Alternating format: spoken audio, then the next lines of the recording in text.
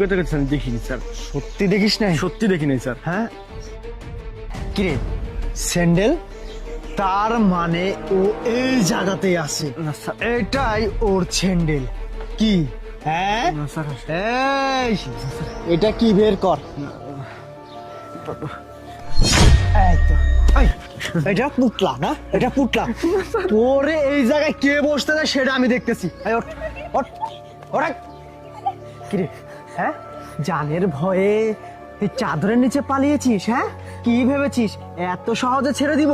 হ্যাঁ এই তোর আছে খবর আছে, চল আমার সাথে, তোরে আমি দেখে নেবো। এই চল চল। আরে কি হলো এটা?